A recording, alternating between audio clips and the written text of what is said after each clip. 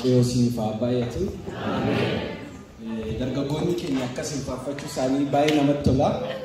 Ijoollee warra xixiqqoo maqaa waaqayyoo akkasiin eebbisu baay'ee namatti tola. Waaqayyoon hundumtuu isaanii haa eebbisu. Har'a sagalee waaqayyoon wangeela Maatewos keessaadha. Afaan Oromeffas Nooshkis nan odeessa akka hundumtuuf galuu danda'utti. Idag Guds ord ligger i evangeliet etter Matteus. Jeg skal snakke på norsk og på oromo slik at alle sammen kan forstå.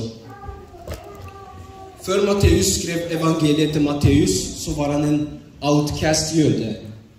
Det vil si han var utstøtt blant folket sitt. Han bodde vekk fra folket sitt. Han hadde spesielle gaver. Han var veldig flink med tall og detaljer. Så romerne, de som styrte på den tiden, de ansatte Matteus som en tollinnkrever. Det vil si Matteus pleide å gå rundt og kreve inn toll fra folket hans. Han pleide å gå rundt og kreve inn toll fra jødene han levde blant. Dette gjorde sånn at han ble mislikt blant folket sitt. Jødene som bodde i Kapernaum, som bodde rundt han, de likte han ikke. Det vi skal gjøre i dag da, det er at vi skal gå inn i evangeliet til Matteus, kapittel 15, til vers 20. Matteus her, han forteller oss, vi skal be før vi går inn i selve bibellesingen, men som jeg sa, evangeliet til Matteus, Matteus var da en outcast jøde, han var mislikt blant folket sitt. En dag da Jesus Kristus gikk forbi tollboden hans, da han satt og krevde inn toll, så sa Jesus på en avstand, han så han inn i øynene, han sa, Matteus, følg etter meg. Matteus slapp alt det han hadde i det øyeblikket, og han gikk og fulgte etter Jesus. Herifra konverterte han til kristendommen, og han skrev den første boka i det nye testamentet, og den mest leste boka i hele Bibelen. Jeg skal be kort, så går vi inn i Guds ord. Nankarakati, sagale waaqatti darbina. Yaa Waaqayyo, yaa Abbaa keenya, si galateeffanna. Galanni fi ulfinni bara baraan teessoo keetti siif haa ta'u. Nu eegdetta, nagaan nu oolchitetta, nu geggeessitetta, kunoo dargaggoonni waldaa keessi faarfachaa jiru, ijoolleen warra xixiqqoo maqaa kee eebbisaa jiru, maqaan kee haa eebbifamu. Ayyaanni kee guddisee nutti argamaa jira yaa Waaqayyo, maqaan kee haa eebbifamu. Yaa Abbaa yaa Waaqayyo, ati sagalee kee har'a nu ergi nu fayyisi. Dubbiin kee yoomiyyuu nama tokko hin tuqin, tun hojjetin hin deebi'u yaa Waaqayyo.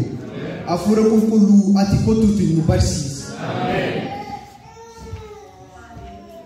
Ayyaana kee, jaalala kee, humna kee nu gidduu kottuuti eenyu akka ati taate nutti agarsiisi yaa Waaqayyo. Ani asaa badhee garbicha kee yaa Waaqayyo, ani asaa badhee humna koo qofaan dubbii sagalee kee hiikuu hin danda'u yaa Waaqayyo. Ati hafuura qulqulluu ati nu hiiki nu barsiisi. Qilleensa kana keessatti waan haaraa hojjechuun fedha keef jaalala keef nuuf haa ta'u. Hafuura qulqulluu ati nu barsiisi. Hafuura qulqulluu ati hafuura kee nurra dhangalaasi. Maqaa Yesuus Kiristoosiin ameen. Wangeela Maatewos boqonnaa 15 lakkoofsa 1 amma 9tti daddafnee dubbisnaa, achi booddee lakkoofsa 10 amma 20 immoo tokko tokkoon keessaa deemnaa jechuudha. Vi skal lese evangeliet til Matteus kapittel 15, vers 1-9. Vi skal lese raskt igjennom. Deretter vi går gjennom vers 10-20 steg for steg. Maqaa Yesuusiin dubbisi. Ergasii Fariisonni fi barsiisonni seeraa Yerusaalem gara Yesuus dhufan. Bartoonni kee maaliif seera muka abbaa keenya irra daddarbu? Isaan buddeena nyaachuu isaanirraa dura harka dhiqachuu hin qulleessan jedhanii. Yesuus deebisee, isinoo seera muka abbaa keessaniitiif jettaniif maaliif abboomii Waaqayyoo irra daddarbitu? Waaqayyoo abbaa keetiif haadha keetiif ulfina kenni. Iddoo biraatti immoo abbaa isaaf haadha isaaf irraati hamaa kan dubbatu dhuguma na ajjeefamu jedheera. Isin garuu namni abbaa isaaf haadha isaaf gargaaruuf ture tokko sanaani wanti na biraa isiniif kennamuuf malee amma Waaqayyoof kenname yoo jedhe egaa abbaa isaaf yookiis haadha isaaf ulfina kennuusaa hin barbaachisuu jettu. akkasitti seera muka abbaa keessaniitiif jettanii dubbii waaqayyoo busheessu. Isin of hin argine nan Isaayaas waa'ee keessaniif raajii isaa keessaatii sabni kun afaan isaatiin ulfina naaf kenna. Garaan isaa garuu baay'ee anarraa fagoodha. Ana waaqessuun isaanii akkasumaan abboomni nama akka seeraa waaqayyotti barsiisu isa jedhe ba'eessa dubbatee jedhe.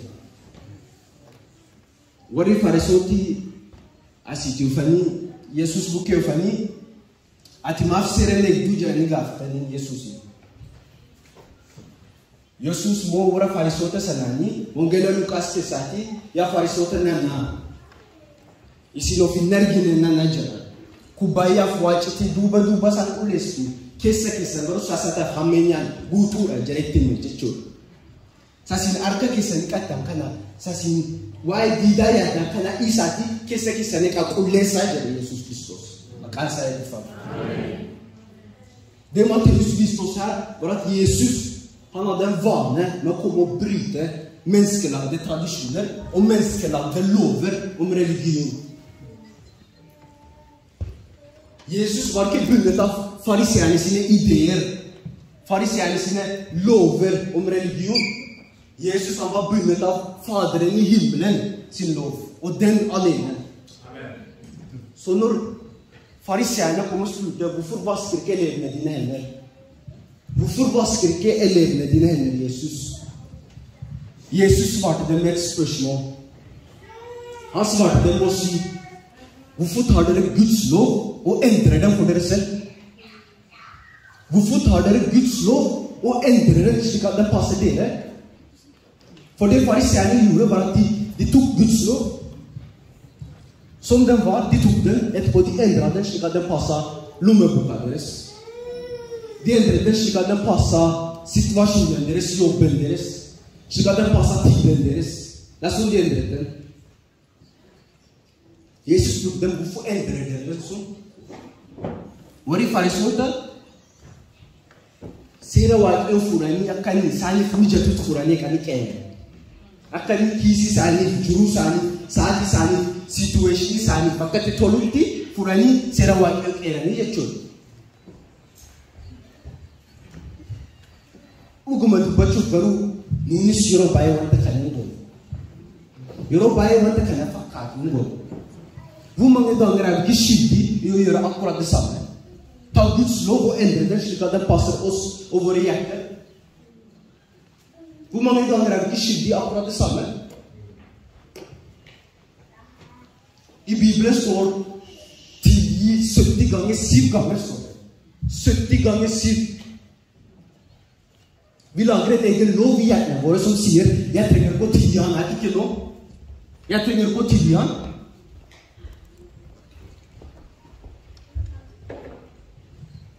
Det er en egen lov vi har lagt i hjertene våre, der vi sier vi trenger ikke å tilgi denne personen ikke nå, han har vært for frekk.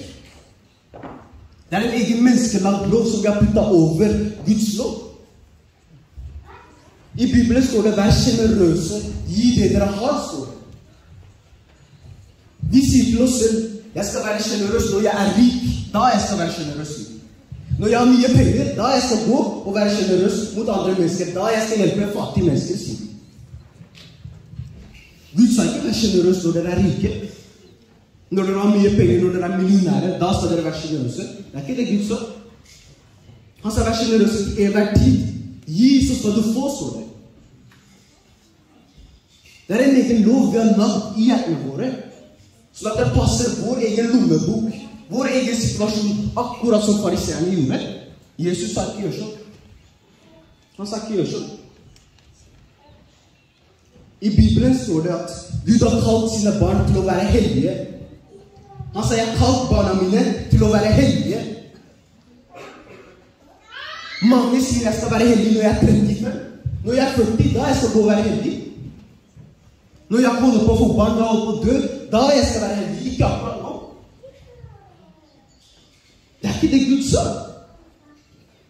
Gud sa vær hellig. Hvem ga deg garanti om at vi skal leve så lenge? Hvem ga deg garanti om at i morgen vi lever? Hvem ga deg garanti? Det er ikke det det står. Gud sa, jeg har kalt dere til å være heldig. Du har lagt en egen lov i hjertet ditt. En egen lov inni hjertet ditt. Du tok Guds lov, endret den, gjorde den til din egen versjon, og du puttet den rett over Gud sin egen lov. Det ikke sånn det skal være. Jesus har ikke tatt Guds lov og endret den. Likevel vi skyldige i det samme, på mange forskjellige måter. Dette her var bare få eksempler. Vi skal lese fra kapittel 10. La kopsa Quran. Amma digama dubbisna, amma mo toko dubbisna jechuudha.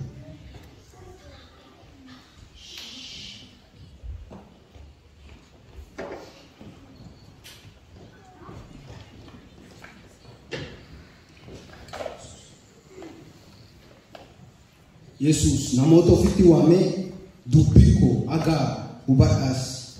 Wanti afaan nama lixu xuraa'aa namaan godhu, wanti afaan namaa keessaa ba'u garuu xuraa'aa namaan godhaa isaan jedhee.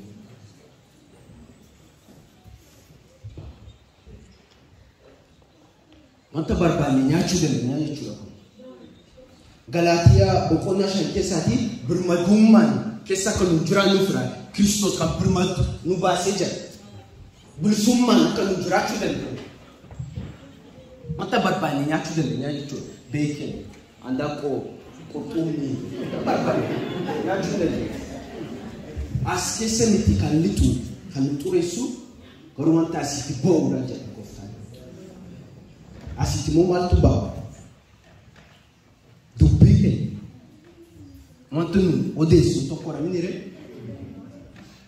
garaan keenyaaf afaan keenya wal qabatee jira macaafa qulqulluu. Wanti namni odeessu tokko sanarraa garaan isa lafatti jiru baruu dandeessa jechuudha. Daawit macaafa faarfannaa 51 keessatti maal jedhee yaa abbaa koo yaa waaqayyo koo garaa qulqulluu ati na kenni jedhe. Akka nu qulqulluu ta'uu dandeenya. Garaa qulqulluu ati na kenni jedhe waaqayyo. Akka ni cuubuu, akka garaan isa cubbuu baatu ijaan ni beekuuf.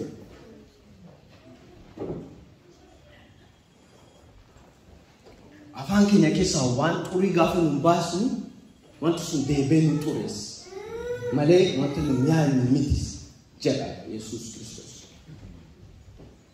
Itti fufneen dubbisna lakkoofsa 12 immoo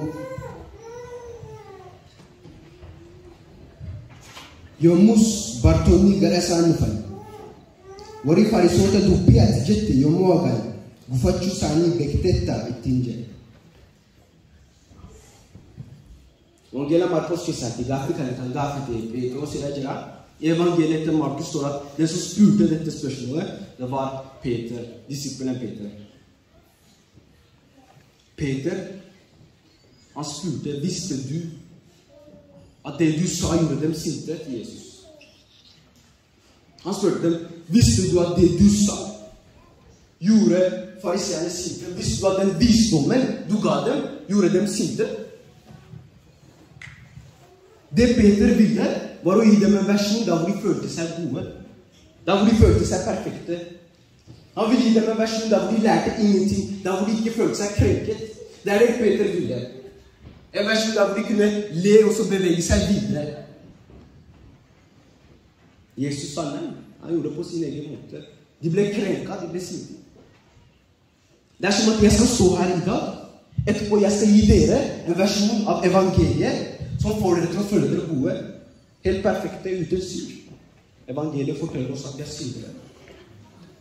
Hvis jeg skal stå her og gi alle sammen en versjon av evangeliet, der hvor vi føler oss perfekte, etterpå vi går hjem som de synderne vi er, vi legger oss, etterpå vi står opp igjen som de synderne vi er, uten at noe som helst har endret seg, ikke engang tankegangen vår. Jeg har stått her og gitt dere falsk versjon av evangeliet. Evangeliet er offensivt. Det er meningen at du skal kjenne det i hjertet ditt når du leser evangeliet. Det er offensivt. Evangeliet forteller oss at vi er syndere. Det er det det sier til oss, vi er syndere, og at Jesus Kristus kom for å redde oss. Det er det evangeliet sier til oss. Vi er syndere.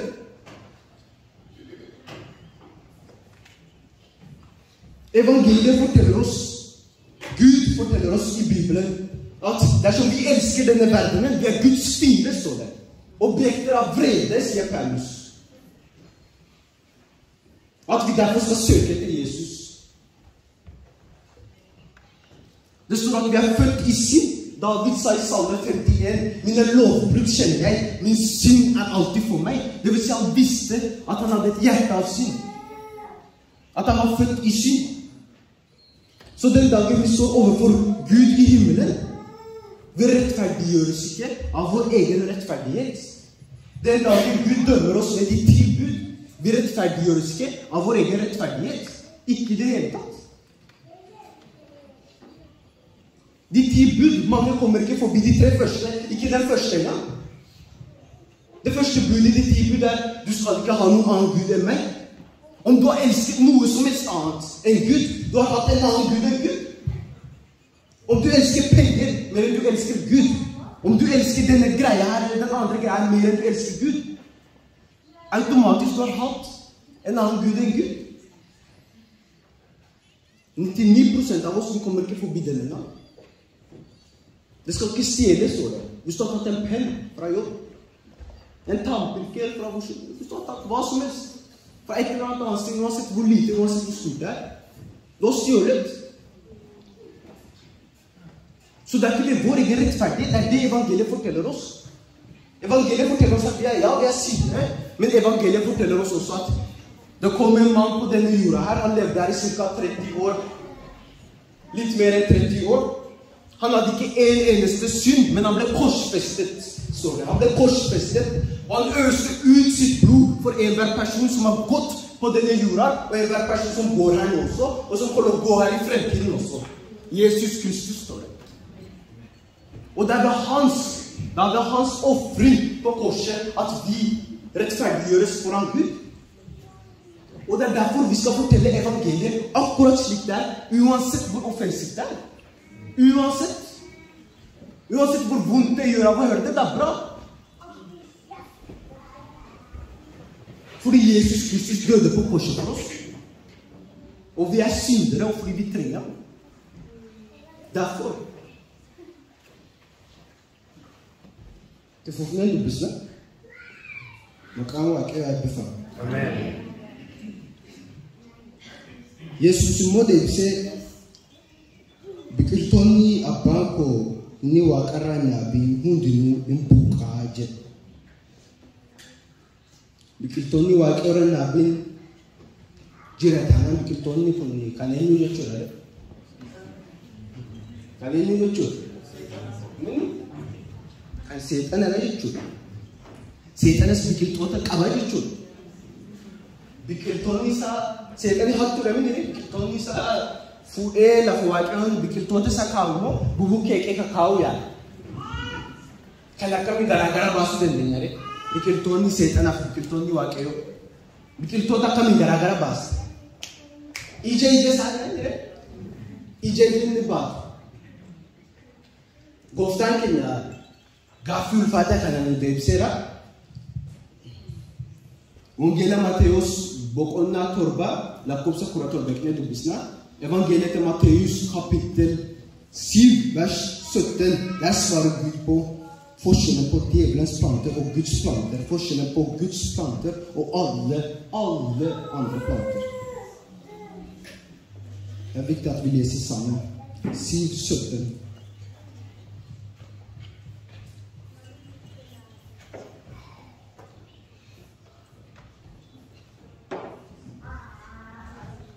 Akkasumas mukti gaarii ija ba'eessan godhata.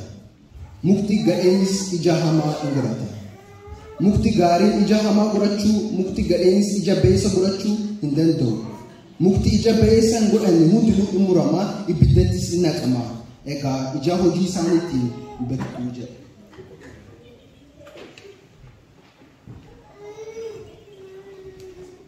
Namni gaafa hafuura qulqulluutti siiqatee jiraatu. Yesus Kiristoosin hubachaa gaafa jiraatu ija ba'eessan godhata jechuudha. Jireenya namaratti beekamaa jechuudha. Inni ija hafuura qulqulluu moo gammachuu, obsa, nagaa, jaalala, amanamummaa, of awuuras jedhanitti hima gooftaan keenya. Gud forteller oss at plantene hans kan gjenkjennes med frukter ved åndens frukt. Og at åndens frukt er tålmodighet, kjærlighet, Tro fasthet, troverdighet. Og så videre. Warra Biqiltoonni warra kan waaqayyoon taa'anii maaltu taabaa sheemee disse plantene som ikke av Gud. De som ikke bærer åndens frukt. De som nekter å leve med Jesus, eller nekter å leve med den hellige ånd, nekter å høre etter. Vi leser i evangeliet til Matteus kapittel 13, vers 40. Og ånda kurasegi lakopsa forta mekne dubbisna wala jira. Vi går og leser sammen. Akkuma inkirdaadii walitti qabame ibiddaan gubamu biyya lafaattis immoo akkasumas hin ta'a. Ilmi namaa ergamoota isaas ni erga. Isaanis karaa waaqayyoo irraa waan nama gufachiisu hundumaa waan hamaa hojjetan warra hamaa hojjetan hundumaas mootummaa isaa keessatti walitti qabu boolla ibiddaas hin darbatu. Achitti boojaaf ilkaan qaruu isaan irraan ga'a. Det vil si enhver falske profet som har profetert i Jesu navn, men som ikke kjenner Jesus. Enhver korrupte politiker.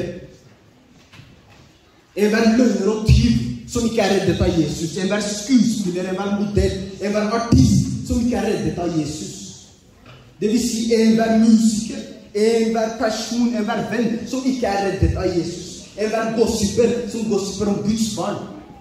Enhver kristen som sier han kristen, men fortsatt elsker denne verdenen. Enhver kristen som sier han kristen, men fortsatt elsker synd mer enn han elsker Jesus. De alle sammen skal samles av Jesus sine engler og bli tatt vekk fra fars rike. Men hva med deg som elsker Jesus? Hva med deg som lengter etter Gud?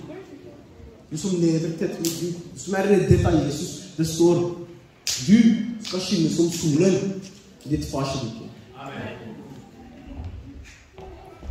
Egaa warri qajeeltonni mootummaa abbaa isaanii keessatti akka biiftuun dhufu namni gurra qabu haa eeggatu jedhe gooftaa Yesuus.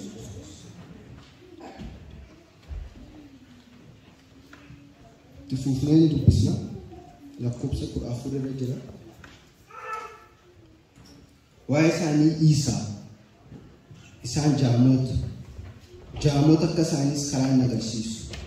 Namni jaamaan jaama kaasatti karaa yoo agarsiise lachuu wal faqatanii boolla keessan bu'uu jedhu. Daashan Yesuus keewwate odi blinne di begitu goro fallen di gröftas. Därför vi unga, vi ska passa på vem vi ser upp till. Vilka rollemodeller vi gör.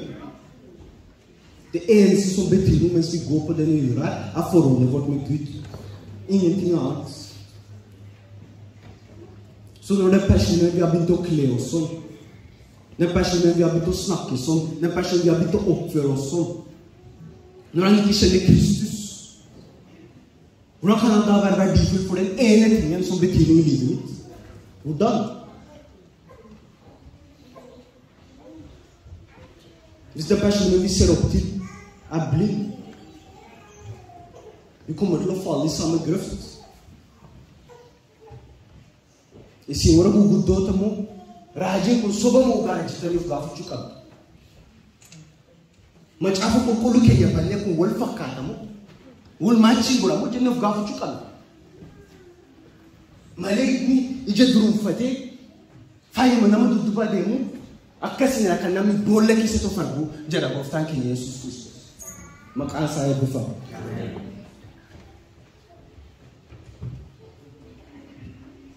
Lakkoofsa 15.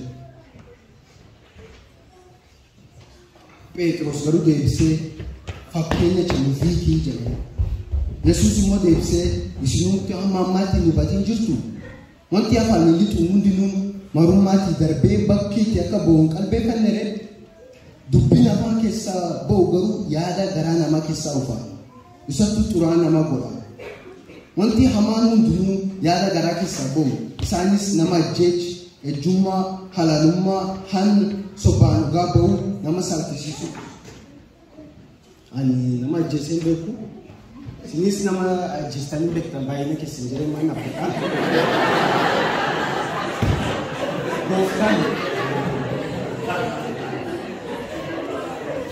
Gooftaan keenya garuu maal jedha? inni obboleessi yookiin obboleettii isaa jibbu garaa isaa keessatti nama ajjeesee jira. Baay'ina keenya nama ajjeesee.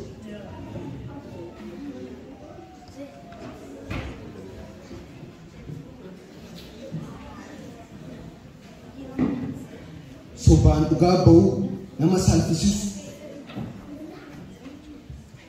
Cubbuuni jalqaba maal ture jennee yoo gaafanne yaani keenya yeroo baay'ee gara Aadaam yookiin Heewaatti bukkee ajjeera.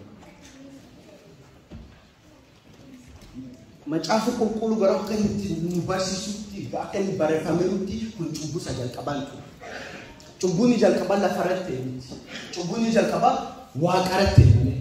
Gaafa ergamaa waaqni Lucifer jedhamu suni deemee sobaan laphee isaa keessatti garaa isaa keessatti piraayidiin guuttatee ergamoota isaa warra waaqa warra ambiraa bukkee deemee gurra isaanii keessatti soba isaanii kun dhugaadha jedhee warra ambiraa bukkee kun soba isaa kun dhugaadha jedhee waaqni kana lafa maal godhee waaqa keessaati hin gatee waaqni kun tokko ta'uu barbaada. Sobaan dhugaa ba'uu pride maqaa nama beelisu nama salphisiisus tokkummaa waaqara ture ataakii godhe taanaan tokkummaa waldaa keenyas ataakii godhuu hin danda'u. Hin danda'a. Kanaafuu waaqni waan kanarraa siiqaa jira. Kun nama xureessaa jira malee wanti si nyaatan sana miti jira. Kanarra kan nama xureessu jira gooftaan keenya. Kanaafuu waan kanarraa siiqachuu qaba. Fagaachuu qaba. Fuudheen dubbisna. Lakkoofsa 20. Isaan kanatti xuraa nama godha malee harka hiiqachuun utoo hin qulleessin nyaachuun xuraa nama of hin godhu jedhu. Har'a gallee waan barbaade nyaachuu dandeenya jechuudha. Isa miti kan xureessu jedheera Yesuus. Wanti nun as keessaa baasuu sana malee wanti nun odeessuu sana malee. Kanaafuu qajeelummaan dursuu qabna jira gooftaan Yesuus. Qulqullummaa keenya eeguu qabna jira gooftaan keenya Yesuus. Isatti siiqachuu qabna. Amantiin bichaa miti sagalee bichaa miti hojiinis ija akka isaa kanuunis baafachuu dandeenya. Maqaan isaa eebbifamu. Ameen. Maqaan isaa eebbifamu. Ameen. Ija keenya dunuufannee ni kadhanna. Amma immoo afaan noshii ni kadhadha.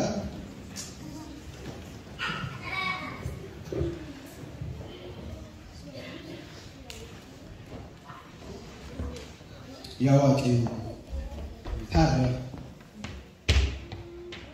evig Gud och himmelske Far, vi tackar och vi priser dig för dina ord idag, Far Abba. Jag tackar dig för att du är till stede bland oss och att du gör ditt arbete i hver enkelt av oss, Herre. Vi tackar dig för ditt blod på korset, Jesus.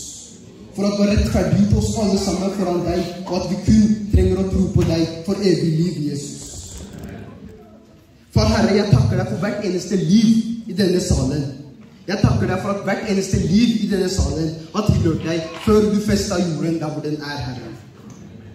Jag tackar dig för att du har kallt profeter, evangelister och mäktiga människor bland oss för dig, Herre. Helige Ånd, jag ber om att du leder oss till vårt kall. Helige Ånd, jag ber om att du tänder en gnist i bönelivet till hver och en av oss, Herre. Herre, jag ber om att du vägleder oss, att vi kan känna dig vägleda oss, Abba. Och att vi kan känna dig dra oss till dig, Herre. Jag ber om att du klämmer oss med din kärlek, Abba. Och att du minner oss på att vi är dina, Herre. I Jesu Kristi namn jag ber. Amen. Amen.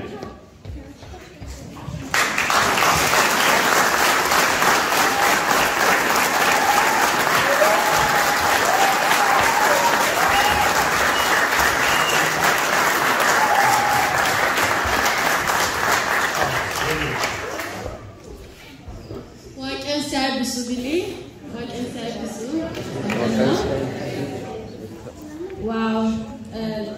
Jeg bare takker Gud for måten Den Hellige Ånd har vært en del av oss i dag, og måten vi har hørt det Den Hellige Ånd har å si til oss.